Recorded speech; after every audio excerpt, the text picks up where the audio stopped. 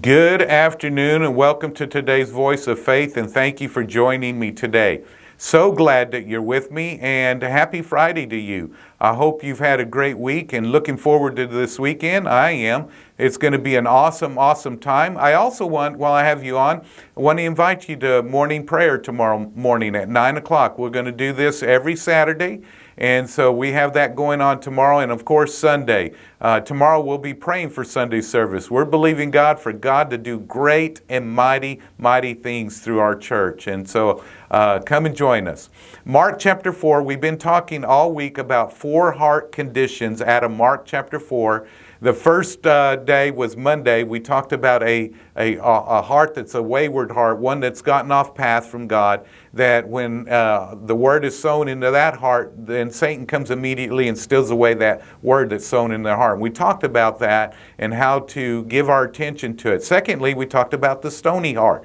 And a stony heart is one that puts they're more sensitive to their circumstances, their negative circumstances, tribulation and persecutions and things that they're going through, than they are sensitive to the Word of God. And we talked about that on Tuesday. Wednesday, we talked about having a heart that is full of thorns. And the thorns come in and they choke the word and cause it to be unfruitful. And we found out that those thorns are the cares of this world, concerns and anxieties and worries and the deceitfulness of riches and the desire of other things come in and choke the word. So we talked about that. And then yesterday we talked about good ground, that's how we want it to be. We want to have a heart that's good ground so that when the word is sown into it, we hear it, we accept it, and we bear fruit. We act on it, it begins to bear fruit. Well, yesterday I pointed out, if you were with me, that there's some that bears 30-fold, some 60, some 100.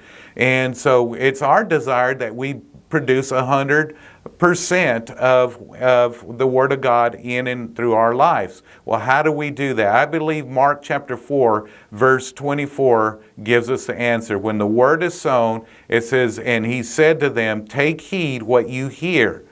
With the same measure that you use, it will be measured to you. And to you who hear, more will be given." Now, the Bible is telling us, it's very clear that we need to take heed. That means pay attention. Pay attention to what you hear. And the Bible goes on to say, with the measure that you use to do what? To take heed. The measure that you use to give your attention to the Word of God. If you give 30% of your attention to the Word, guess what you're going to get? You're going to get 30% back. If you give 60%, you're going to get 60% back. If you give 100% of your attention to hearing the Word of God and allowing that Word to penetrate your heart, to penetrate your life, to change your life, then it's going to produce that kind of fruit in your life. 100% of the time, it's going to produce 100% in your life. And so it's with the measure that you use, it will be measured back to you. And even more will be given to you if you do that in your life. That's good news. That means every time I'm speaking, every time you're hearing a message, every time you're hearing the Word of God, give it 100% of your attention and watch and see if it doesn't work in your life. It will, because God cannot lie.